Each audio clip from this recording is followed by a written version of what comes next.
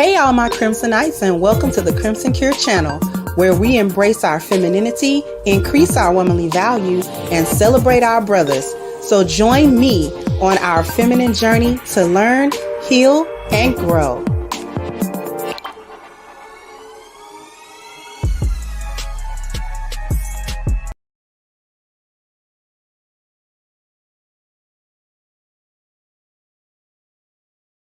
How's everybody doing today?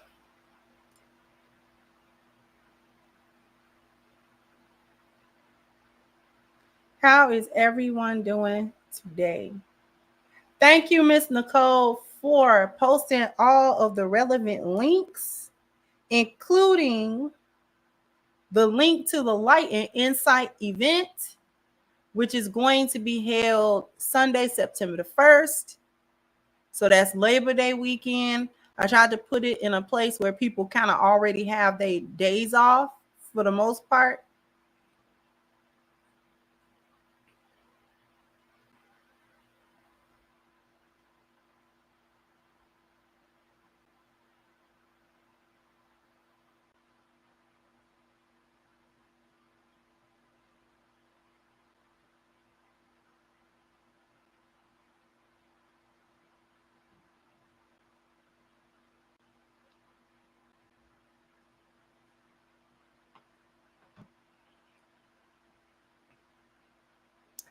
In any case,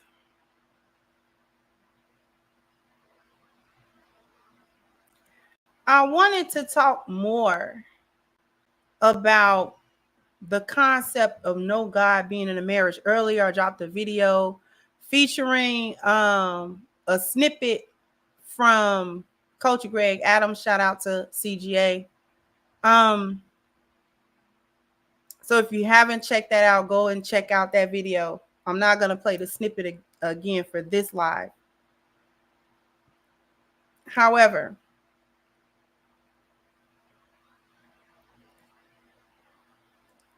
I wanted to talk a little bit more about no God being in a marriage. And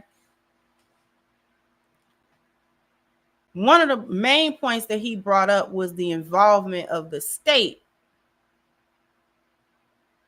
and the authority of the state over the institution of marriage. And I wanted to expound on that because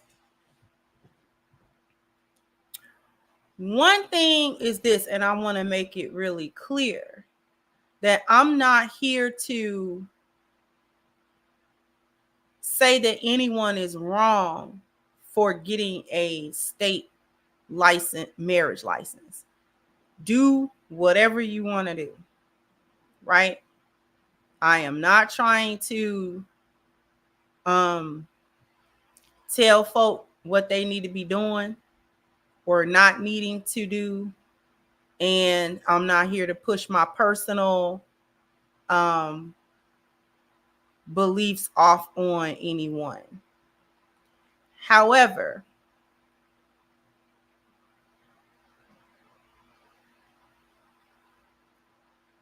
the introduction or the imposition of the state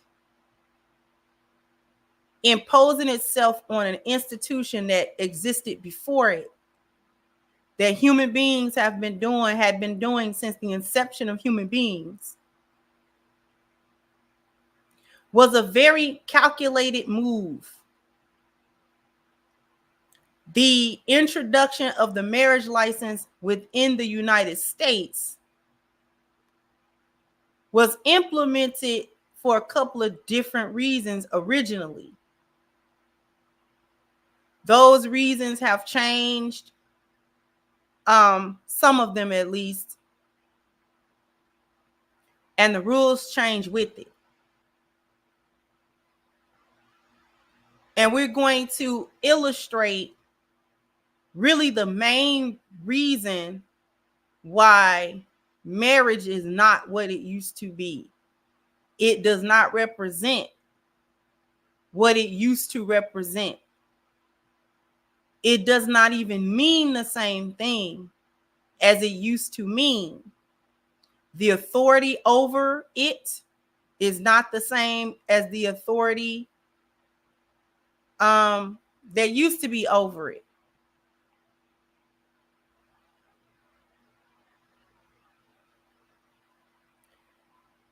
And ultimately, through all these processes, marriage was rendered null and void and without any value, without any real purpose or value. It was taken. The purpose and the value of marriage was actually stolen. And now we're living in a time of that. So people are saying, hey, there's really no reason to get married. And like I said, getting married is not even, it's only defined as going to get that piece of paper. That's the only definition that anybody in America even recognizes as a marriage. Anything other than that is not even considered to be a valid form of marriage, which I find to be very interesting.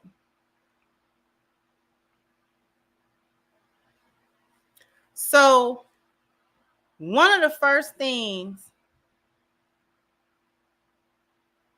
that we need to understand is why marriage licenses were created in the United States and gained its popularity and was normalized to begin with. Now, the first thing we need to make sure to mention is that as Black people, we were not even allowed to, quote unquote, be married through the state. That was not even allowed for the Black American slave. That was not allowed. So we had to, whenever we got married, we had to do so based upon its original premise, which was a spiritual ceremony. It was a spiritual act. It was more or less an act of worship, because the only people that was involved was the wife, the husband, God. It brought together families, and it brought together people who were related to and involved with each, the bride and the groom. So when our ancestors was on the plantation, the marriage was really just us. In whichever way people always say jump the broom, but there were many different ways in which we decided that we were married before the eyes of God and before the eyes of our families, so that we could be recognized among one another as a married couple.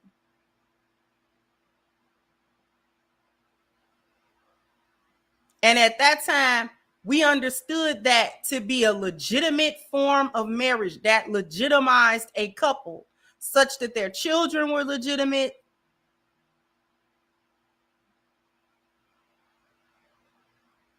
As slaves, our ancestors were not allowed, ownership of properties and wealth and things of that nature.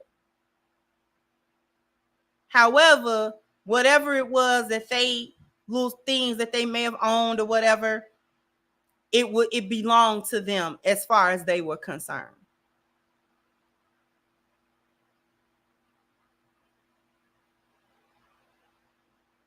Now, the introduction of the state insinuating itself upon the institution of marriage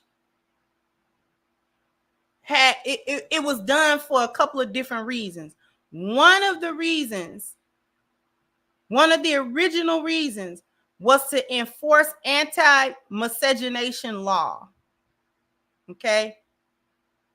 to prevent interracial union, specifically Black men and white women, specifically. Okay? So you could not qualify for a marriage license if the spouses were one Black, one white. Okay?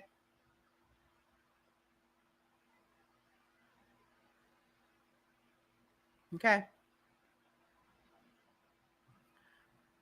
Another reason was to maintain census data, supposedly to settle disputes, to also ensure a level of control and a source of revenue, supposedly to legitimize children, to prove that people were unmarried and of marriageable age, and to formalize the union as a civil ceremony. Let's take a real quick look. I pulled up a bit of an article about the history of marriage. Let me see if I can make this just a tad bit bigger.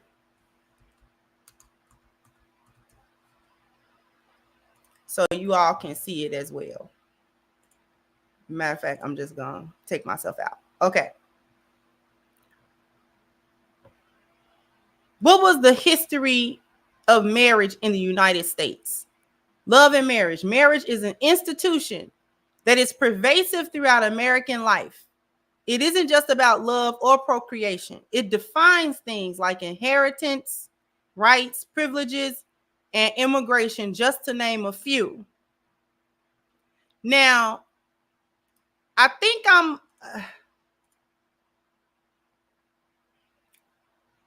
to me, I'm going to say that I'm a bit biased. Because I'm Muslim, Islam actually governs all of that. Islam actually governs inheritance law. What happens when one or the other spouse dies? If they have wealth, how is it distributed among the children, among the family members? How debts are paid? Who's a legitimate child? All of that is actually governed Islamically. So we don't actually need an outside external governing source to supposedly cover the things that the spiritual or the religious part doesn't cover, because actually Islam does cover it, actually in quite a bit of detail. So Muslims do not actually need American government or any outside governmental body to actually create law surrounding marriage and family, wealth, inheritance, property ownership, things of that nature. So in my mind, this is very foreign. It's a foreign thought. It's a foreign thought. It's a thought that's like, y'all didn't need to do that. Y'all didn't need to do that. And in reality, whether you Muslim or not, allow people to have their own customs about how they want to distribute wealth or how they want to divvy up any properties or any of those things for their inheritance. How the state gets to tell you who to give your stuff to upon your death is ridiculous. And how to divide things even upon divorce. So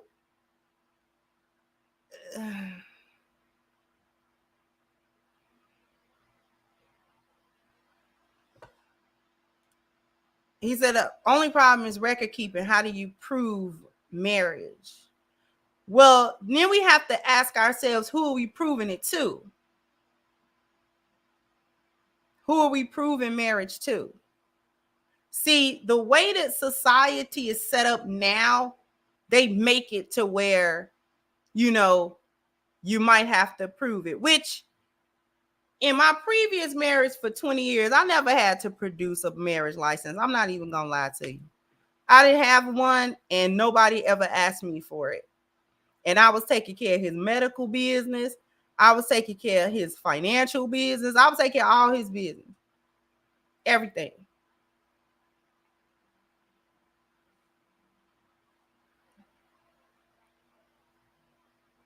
So it's like, who are we proving that we married to? I know that there are instances in this society where it's like, okay, you got to be married legally in order to do this or in order to do that. Like, I get the concept of that, but my argument and my point here today is that the entire system is flawed. The entire system as it exists today is actually flawed. It's not a good thing.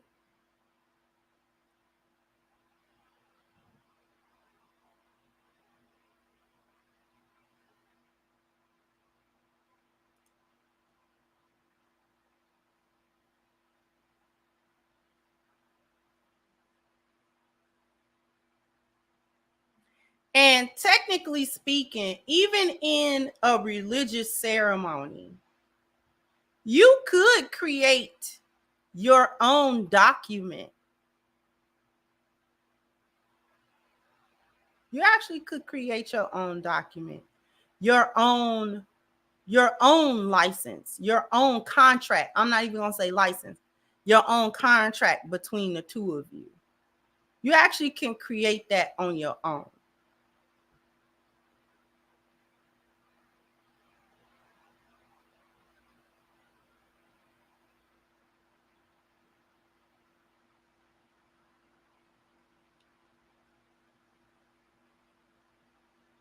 I don't think we realize we can create legal documents on our own.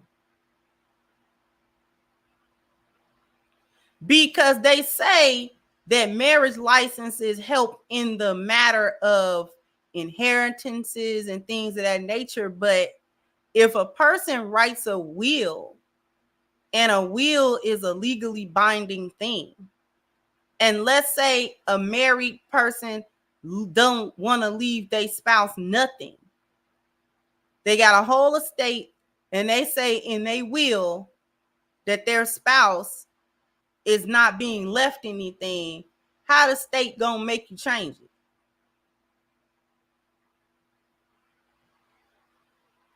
How does the state make you change that? Maybe there's a way. I'm willing to be wrong because I don't know every state law. So maybe states have different laws pertaining to that.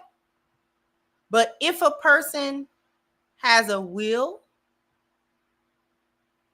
and the will is a legally binding document that is enacted and enforced upon that person's death, at what point does the state have the right to make you change it and say, well, I need to be left something? Because there's a lot of people out, there's people out there that don't leave their family nothing. They got a whole bunch of money, you would think, but they don't. They leave it all to somewhere else.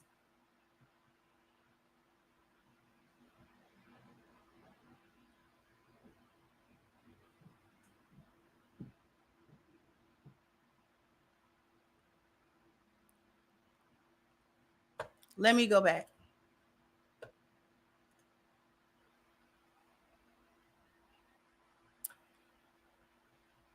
Okay. Marriage directly impacts reproduction and the composition of its citizens, with citizenship being attached to birth. Here, after the passage of the 14th Amendment, marriage policy essentially underscores national belonging. Throughout history, the United States has idealized faithful intraracial monogamy in the name of public interest and securing public order, and it formed the basis of defining appropriate sexual activity. In the present day, our idea of marriage is that it's a partnership between two individuals, hopefully for love and companionship. However, marriage also has religious undertones, and in some religions, it is an important event. Legally, marriage is also a contract. This is the important part. Since marriage functions as an entryway into so many of these things, its significance has changed over time, and it has been subject to regulation. But how did marriage become an institution in the United States? Right? How does that become an institution? See, the thing about it is, the first thing they did was remove it from its original authority, where its original law actually covered all of that. The separation of church and state. To separate God, or the concept of God, or the concept of biblical values and principles, to institutions that were actually created within the spiritual value, had nothing to do with the legalities of the United States. But God's law, whichever religion you subscribe to, if you have a comprehensive governing within that spiritual framework, again, you don't need an external body to create the law that will govern the marriage. You don't need that. Because God created the marriage, and he also created the governing of the marriage. He also created that. The whole entire institution of marriage to begin with is to make sure that families were legitimized.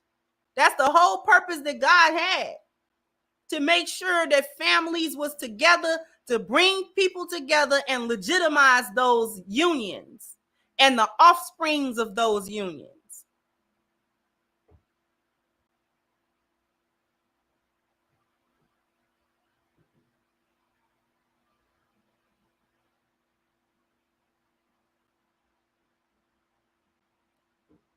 So because this government decided that God and its spiritual value did not need to any longer be connected to marriage, that allowed them to now become the authority over two people spiritually binding, such that now the marriage is not a spiritual binding. It's a contract of partners with the state. They did that so they can change the law. God's law is not changed.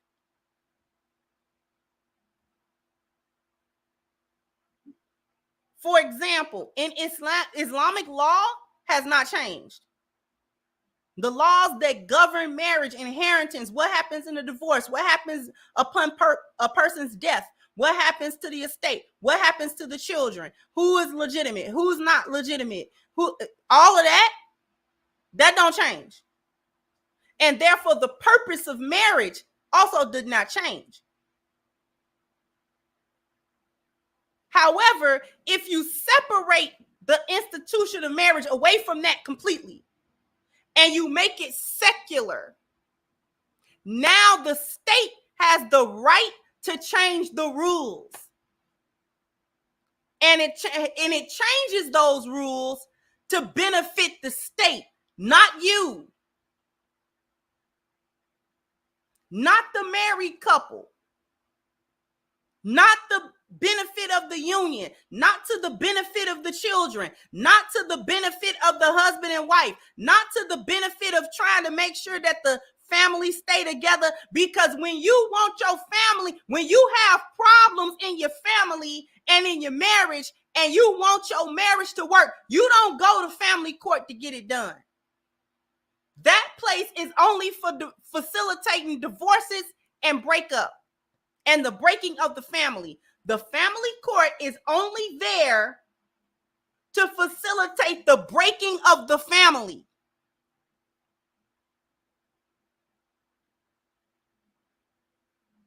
I need y'all to absorb that.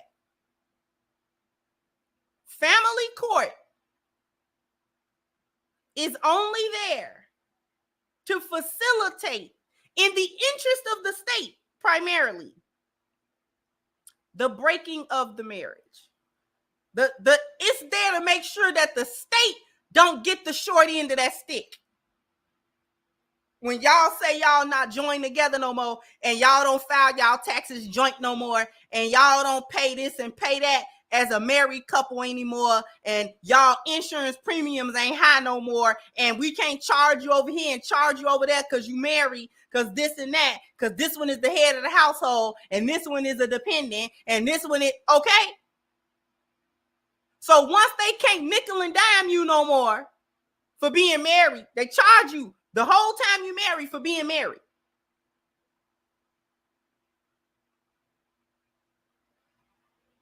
Your car insurance premiums is up because you married, y'all live together, and y'all want each other to be insured drivers of your car. Now your premium got to go up. Same car. My car ain't none of your business. And who drive it. You understand?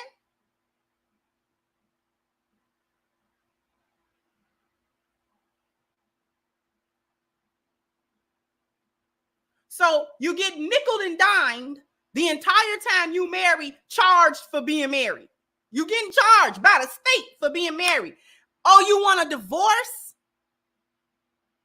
Oh, marriage not working out? You contracted with us, but we don't provide arbiters to make sure that the contracts stand like other contracts.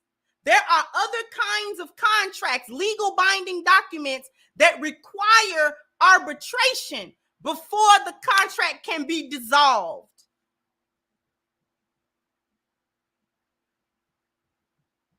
Not marriage.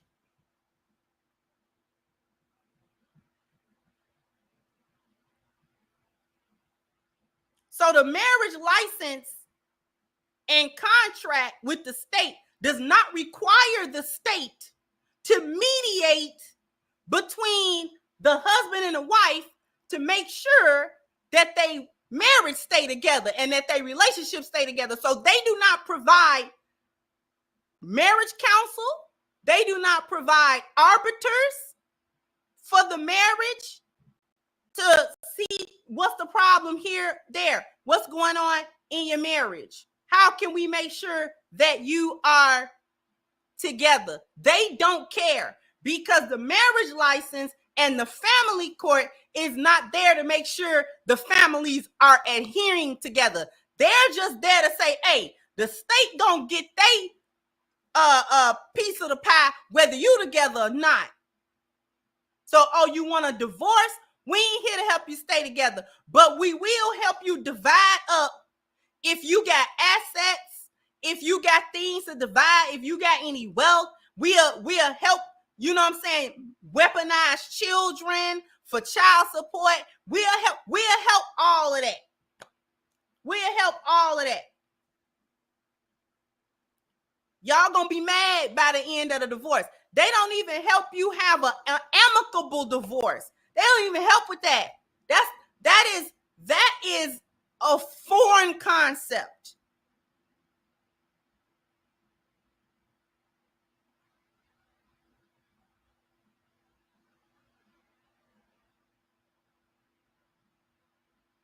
That's a foreign concept.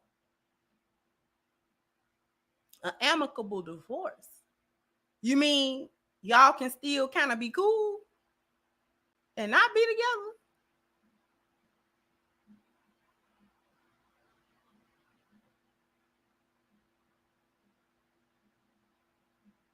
You mean you ain't gotta hate each other's guts?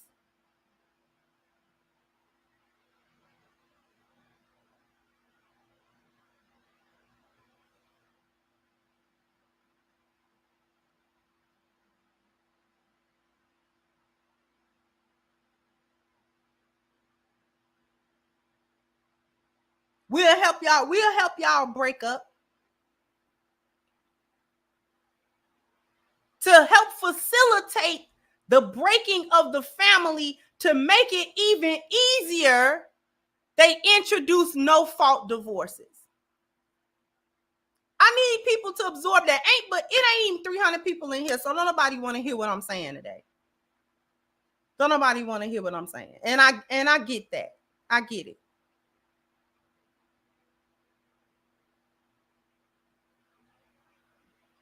But it still needs to be understood.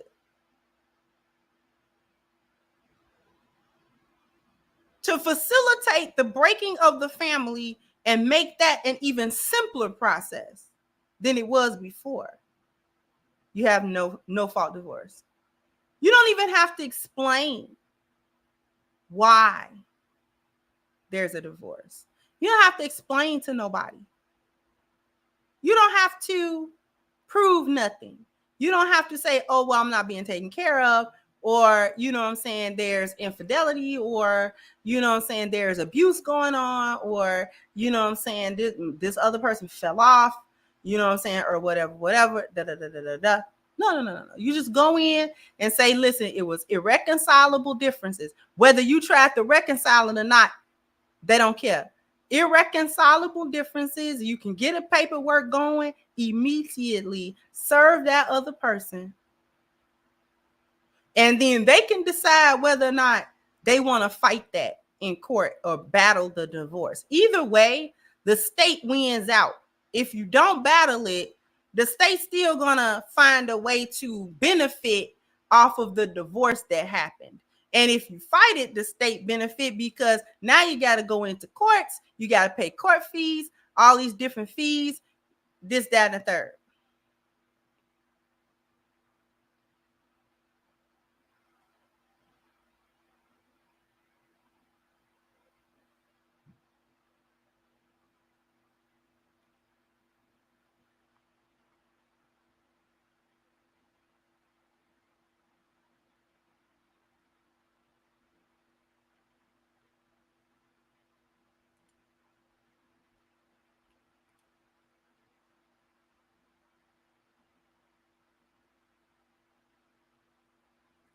In the colonial period, marriage was understood more in a religious and practical sense. In Virginia, which had a landed gentry and a wealthy aristocracy, love was less important to marriage, since marriage brought together two families and their property. See, this is when the states realize it's wealth in marriage.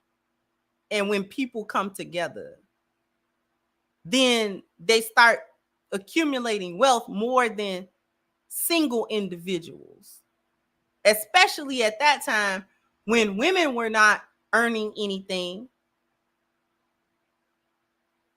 Men were doing the earning. Anyway, for some families, sensible relationships were a way to uplift families or to move up the social hierarchy.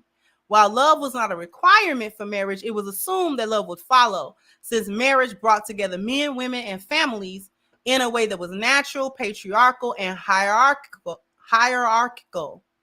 Furthermore, since men outnumbered women in the Chesapeake, those men who were able to marry usually were men of higher status who were more desirable marriage partners.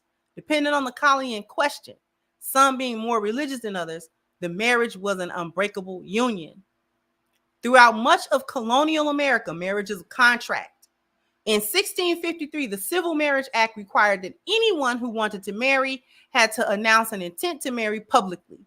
Since marriage was not something that the government actively kept track of, listing or posting of the banns became a way to formalize union as a civil ceremony. The assignment of the banns allowed the community to be able to bring forth any reason why the couple should not marry. For example, if someone knew one of the soon-to-be spouses was married in another town, or if someone knew they were too closely related, once the banns had been posted for a certain amount of time, the couple could legally wed by a justice of the peace. In Puritan society, young couples were expected to get parental permission before marrying and could sometimes be fined if they did not. Additionally, Puritan customs and practices like bundling and the courting stick were designed to give young people privacy and a chance to get to know one another to ensure consent at marriage, while at the same time guaranteeing strict supervision by the parents or elders. Though marriage was necessary and there were rules to it, it was still a relatively informal practice until the late 19th and even early 20th century. So what this tells us was that people were getting married according to their spiritual value. People was getting married according to their values and how they saw that and how their religious or spiritual system governed that.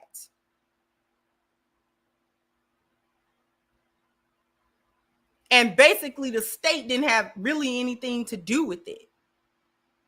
You publicly announced the marriage so that the community could recognize you as a couple and recognize that these two people are actually together, which is valid because even in Islam, the community have to be notified that these two people, you got to have witnesses and everything. You cannot just come together and be like, oh, we married. No. That's not how it works. The ceremony actually has a couple of different functions. You should announce it. You should announce it. Your family should be present.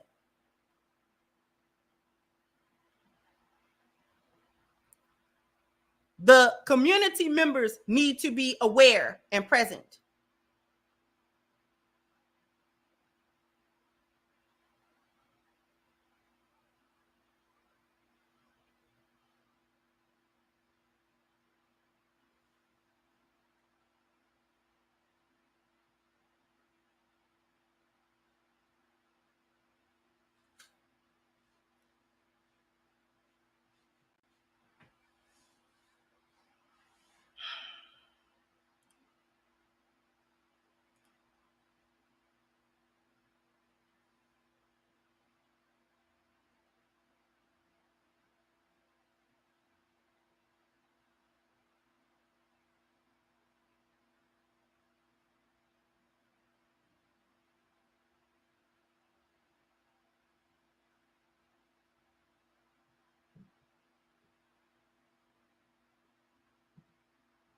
I'm going to start here. In the 19th century, Webster's dictionary defined marriage as the act of uniting man and woman as husband and wife for life. For most of American history, marriage was a practical household arrangement based on reciprocal obligation. It united men and women into a singular identity and transformed men into husbands and women into wives. It idealized marriage. Men worked and used their wages to provide for their home and family in exchange for women's help and domestic services. Throughout most of American history, women's lives were defined by English common law that was brought to the American colonies and then reshaped and defined over time. These rights and laws related to married women fell under the umbrella of coverture. Coverture was a literal understanding of Webster's definition of marriage that effectively meant that women did not have a separate legal existence from their husbands. Under coverture, husband and wife were legally one person, the entirety of that person being the husband. Women's legal, civil, and property rights were suspended once married. Her own separate legal existence merged into her husband, and she lost the capacity to contract for herself, sue for herself, or be sued herself, or own her own property or wages. In the eyes of the law, married women were treated in the same class as other household dependents like children or slaves pre-13th Amendment. Furthermore, marriage provided husbands with their own consortium of rights, including sexual intercourse, which is why marital rape, for example, has legally been treated and viewed differently from non-marital rape for most of American history. Now, I want people to absorb what was just read.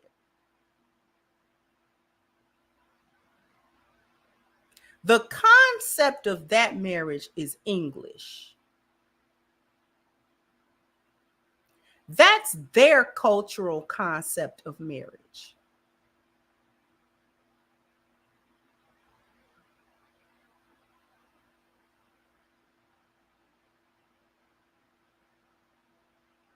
These people's cultural concept of marriage erased female identity. When you sign that marriage license, you put yourself under their concept of marriage and what that union is.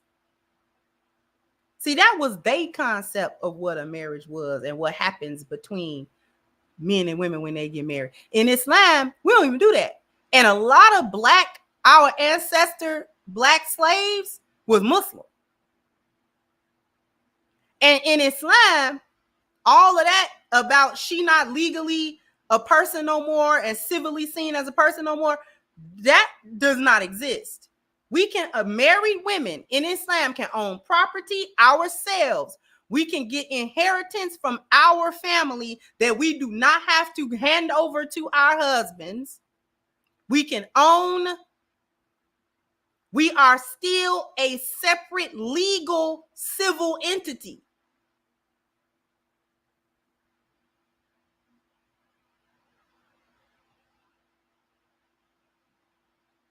Okay? So we was never labored under that concept. That's their concept of what a marriage was and what it was supposed to be. It don't make no sense, right? It's oppressive, right. And that is when they utilized those concepts to change the purpose of the marriage and thus control it. Not from a spiritual standpoint. Because with that concept, listen, they was doing their own thing with the paper because they thought they was doing something that they couldn't allow the slaves to do.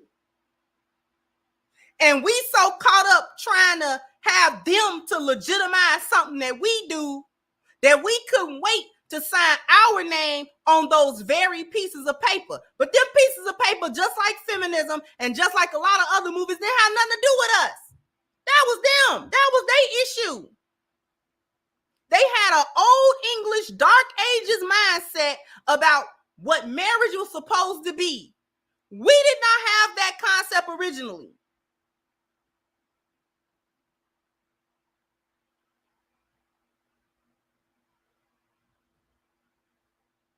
That wasn't for us. It had nothing to do with us. But we be so ready to make sure that these folks can legitimize something that we're doing. And it ain't legit until they say it's legit.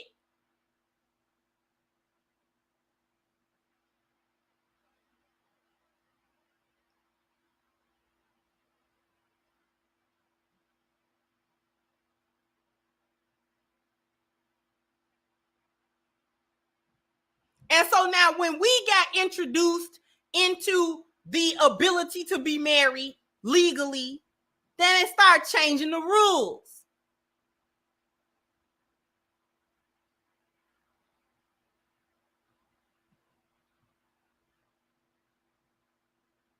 Because we have always done better not dealing in their system. When we had our Rosewoods, when we had our Black Wall Streets, we always did better doing our own thing. They finally realized that. Because they was all right with segregation until they realized that these people will actually surpass us in quote unquote our own country. So now we can't really allow that. So we have to, you know what I'm saying, hit the ball out of their hand. They fought integration because of their own isms and schisms about it. But then the powers that be actually began to realize if we integrate them, we can control the outcomes. As long as they're not integrated, we don't have as much control over the outcomes, we're going to have to be more and more brutal, and that's not going to end well to stop them from doing stuff. So we have to use the environment. We have to use the institutions and the law of the land to control them like we used to do when they was in bondage. Because see, now they out of bondage. And we don't call ourselves separate them. Or we don't want them in our towns. We don't want them in our institutions. Okay, fine. But then when they start creating their own institutions and their institutions is benefiting them just like our institutions benefit us, now we can't have that.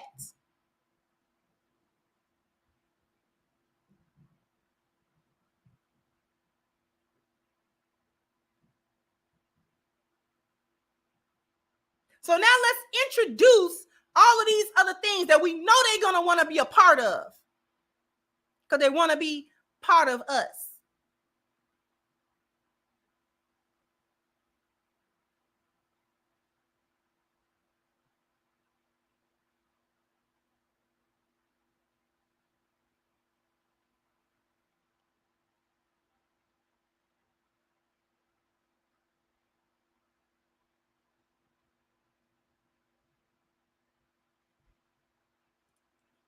We're not bashing legal marriage. I need people to understand it.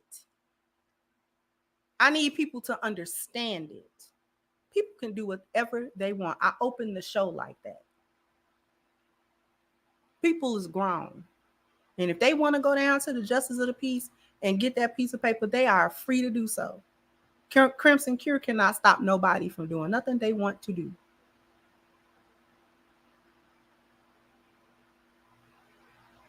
But marriage as an American institution works against us like all the other institutions in America work against us. We think marriage don't. What's the condition of our family?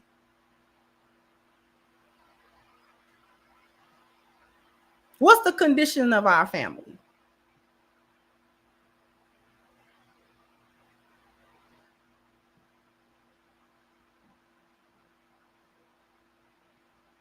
What's the condition of our family? Is we get married?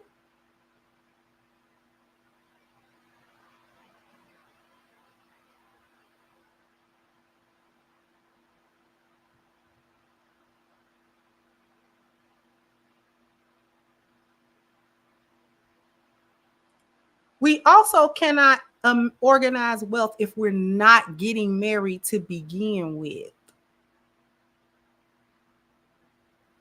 Unless you missed that part. I didn't say no organization. Because people was organizing prior to the marriage license. People was organizing their families. We was organizing our families. We did not need that paper to do that. We knew how to do that. We knew how to do that. We did not need that institution to teach us how to do that.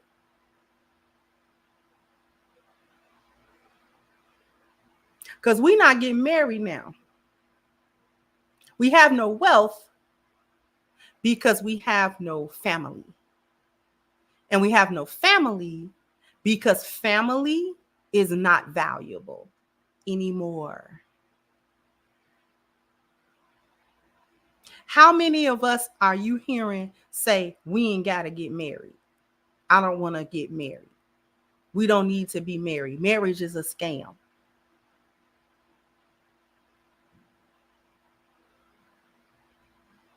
We're not even getting married.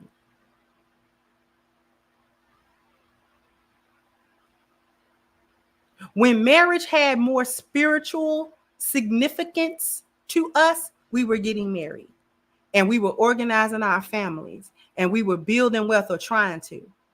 We were trying to gather assets and build generational. We were trying to do that. When we put marriage in its actual place,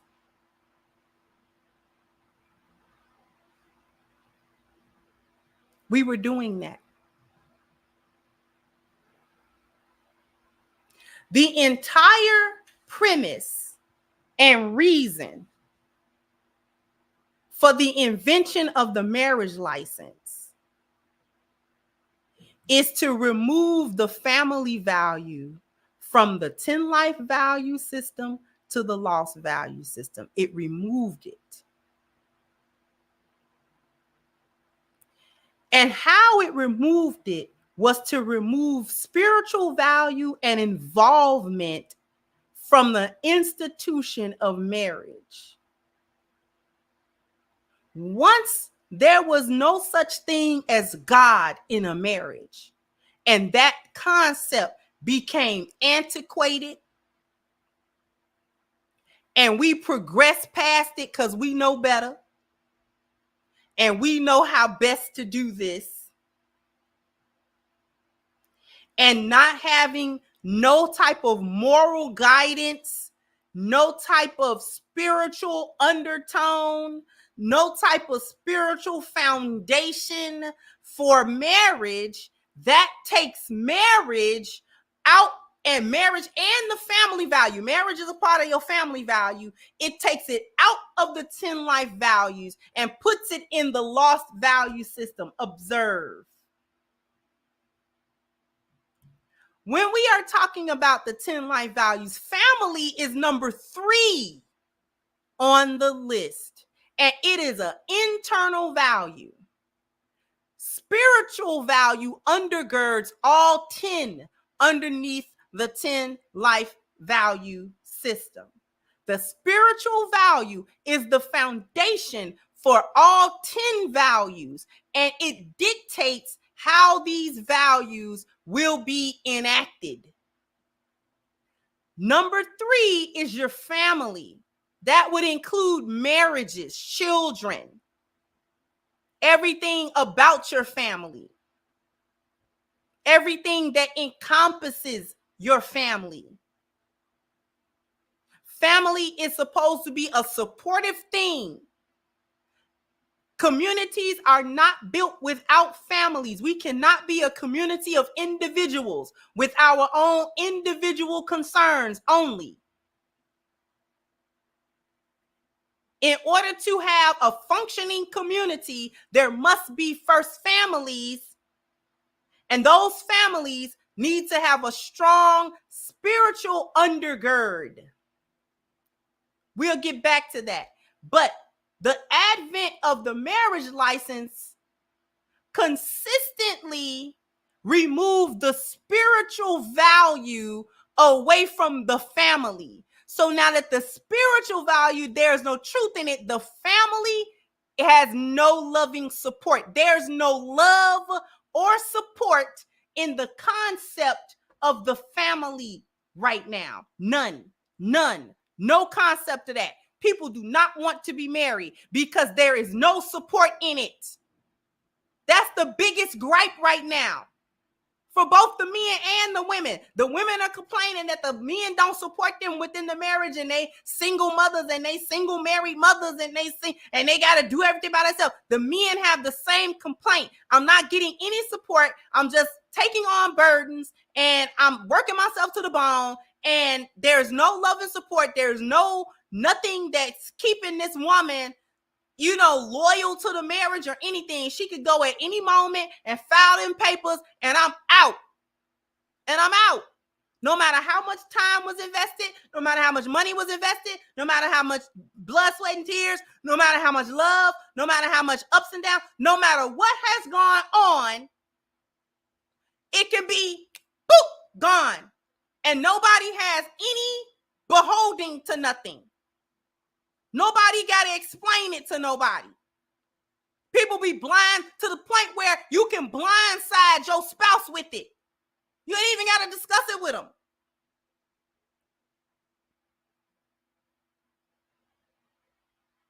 You needed consent to get married, but you don't need it to get divorced.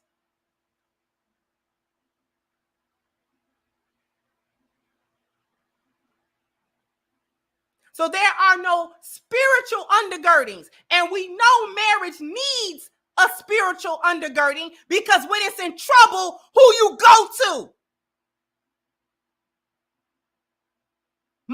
people go to their spiritual institutions. If you're not a part of no religious institution, let's say you an atheist and you marry, you at least try to go to a council. But where you don't go is the family courthouse. That's where you don't go. You never go there. You never go there to make sure your marriage is all right. You never go there. So if you are of a religious leaning, you go to your religious institution to try to get help. If you're not religious leaning, and let's say you're atheist or you just don't have no religious structure anyway, you try to go to some type of marriage counseling or some type of therapy for somebody to help you get through your marriage. But the place you don't go is the place you got your marriage from. Because you can't go over there.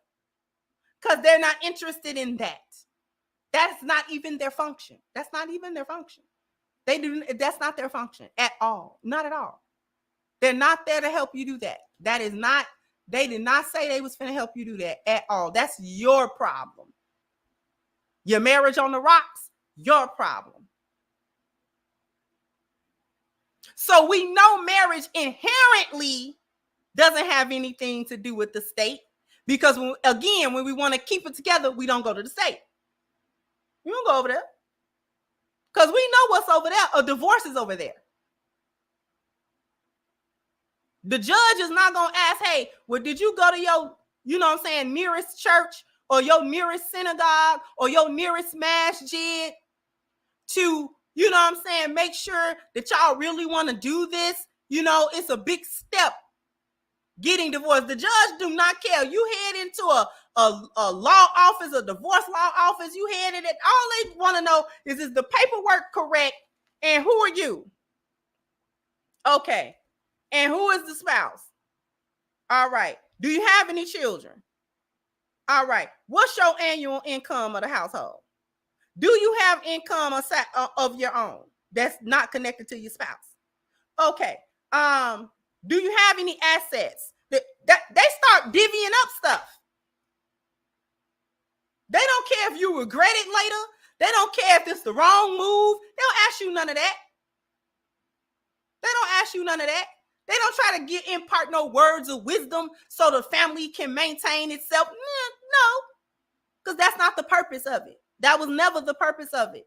When I went over the reasons why the marriage license was invented, none of that said to make sure that the marriages is maintained and is a strong union, you know what I'm saying, for the people. No. That's on you to make sure that your marriage work and your family is together. That's on y'all. That's on y'all.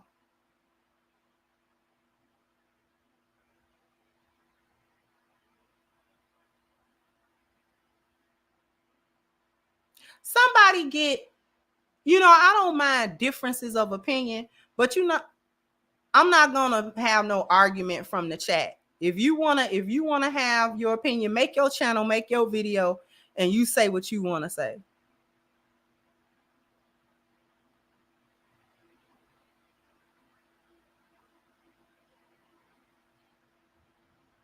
Because there's a little X, whether you on your computer or your phone. You ain't got to hear nothing I'm saying. Backbone.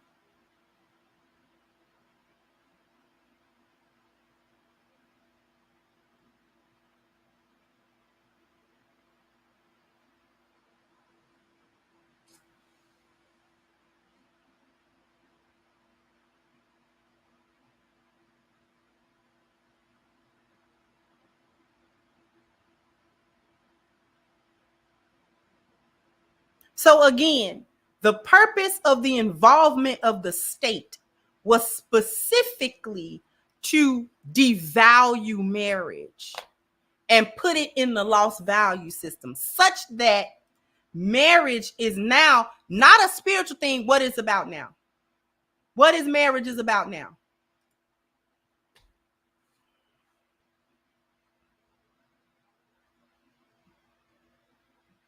What is marriage about now? It's not about spirit. It's not about God. It's not about morality. What is getting together all based on now? Money. Thank you. What's at the top of the lost value system? What's at the top of that?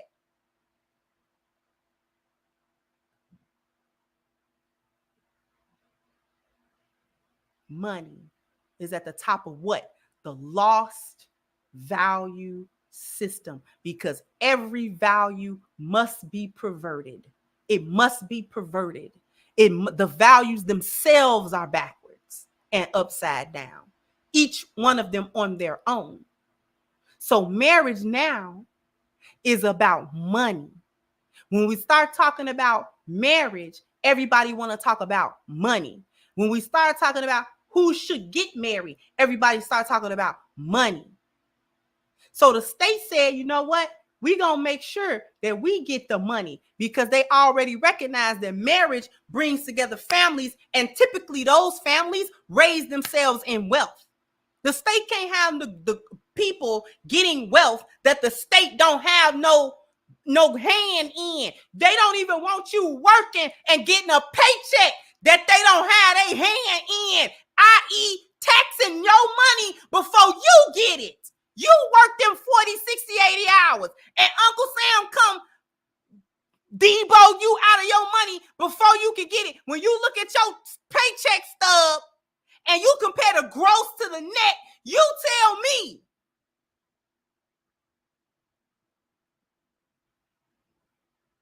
The IRS is not even a governmental body. And we got to talk to them about the money you make, no matter how you make it.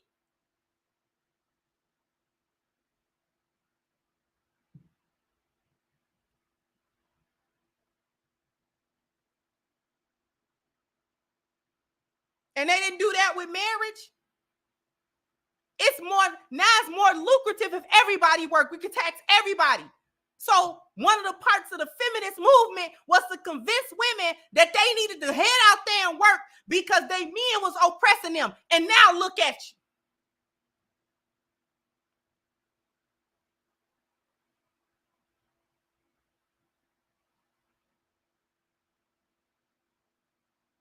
Now they can tax everybody instead of tax one. And the economy changed behind it such that now you got to do it now. The woman got to work now. She got to work. Unless that man is making a significant amount of money, especially if there are children involved, now she got to do it. She got to do it.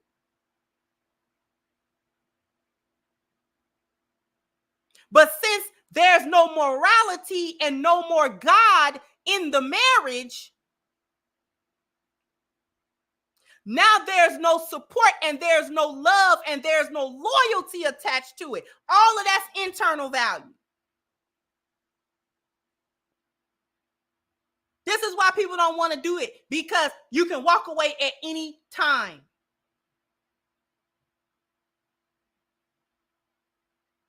For any reason. And all of a couple's hard work and time down the drain, gone. Wealth split, all of that.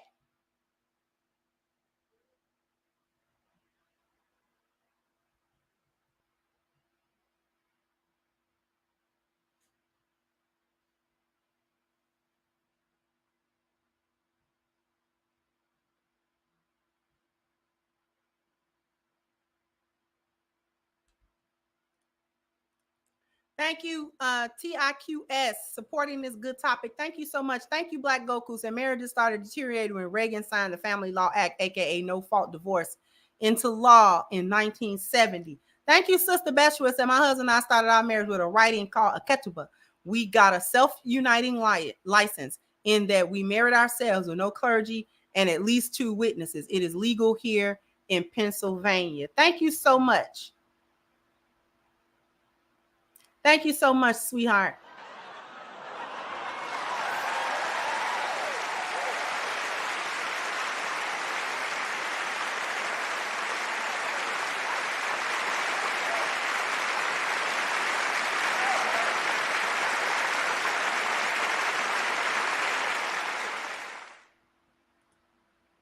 Thank you, Steve. Said thank you for your work. Thank you, Bakish.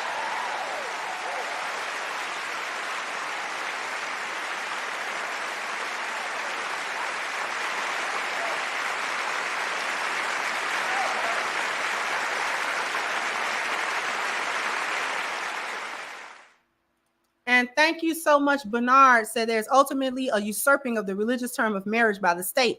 Rather than create a new term for a state-backed union, the state co-opted marriage to legitimize the new institution. Thank you.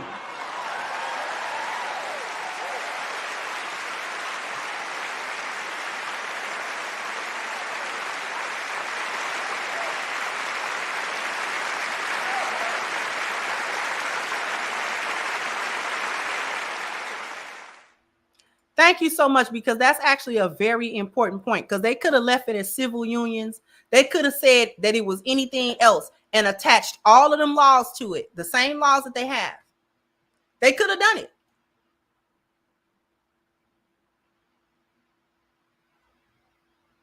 They could have done that. They could have named it something else and say, okay, this is, if you want to have the state, you know what I'm saying, and you want these particular, laws to apply to you, you want these particular things to apply to you, then you can get a civil union or whatever word. But the co-opting of the word marriage was important to make people not separated in their mind. They separated it on paper and they separated it in reality and how it is enforced and how it's done. But they still wanted people to think of it as the institution that God made while the state run it and have authority over it. That was an important little thing that they did. Make sure that we still think of it in its original term. However, now the way that it is now, God don't have nothing to do with it. The state has all the authority over it, can change it whenever they want to, because they call themselves, quote unquote, was fighting it legally in legislation or whatever. But I was never fooled by it. I knew that they were going to allow rainbow marriages. I knew that. Because the state like, well, why we ain't getting their money too? We can charge them for being married too. And they got high divorce rates too, especially to women.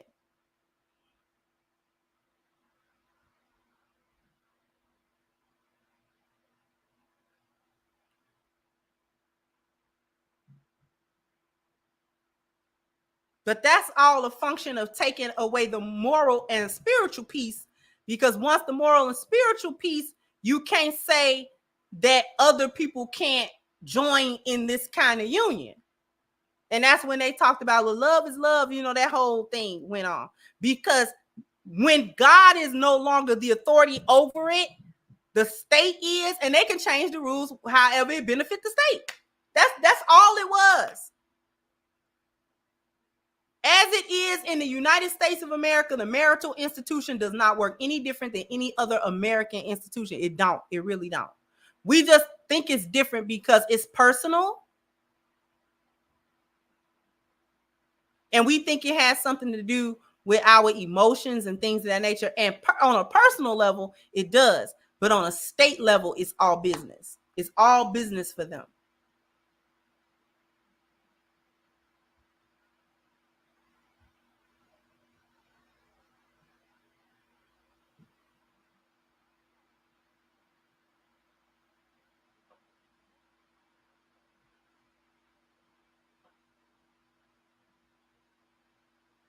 That's what I'm saying.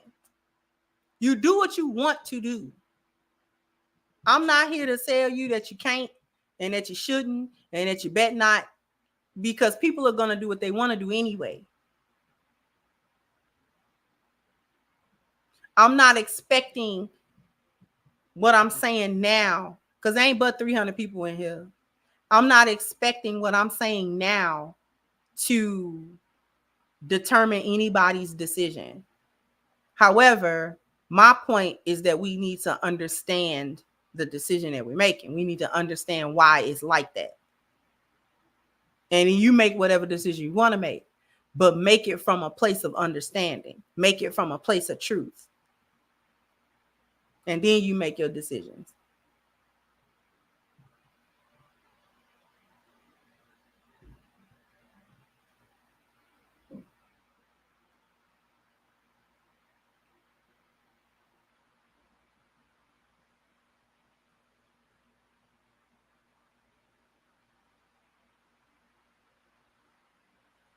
They made it a whole thing. Now, in order to be naturalized as a citizen, you can utilize marriage. There's a fee for that kind of visa, and it's a money grab. It's a money grab. No wonder people say marriage is a business, because it is. Because ain't nobody thinking about the moral implications of no marriage.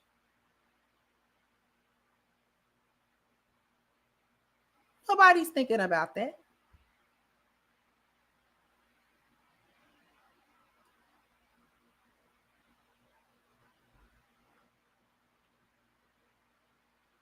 I just wanted to point it out.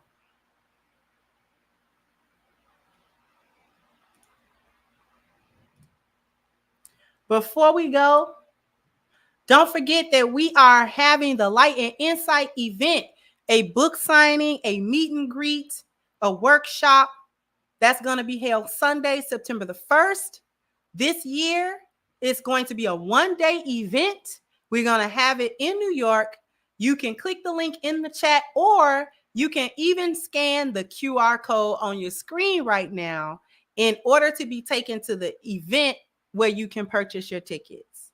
So if you want to come hang with us, hang with all the Crimsonites lions and lionesses, and come away with a good understanding, a better understanding, a deeper understanding of who we are and what we're doing and our purpose is here. And of course, it's Black folks, so we gonna have some food. All right, so don't worry about that. We gonna have some food. I cannot hold y'all for no 6 hours and don't feed you. I know that. So once again, go ahead and hit the links to be taken to the event, the Light and Insight event, Sunday, September the 1st. All right, jump down in the comment section. Let me know what you think. Like, share, subscribe to the channel if you have not. Once again, I'm your hostess, The Crimson Cure, and this was my perspective. Bye-bye, Crimsonites.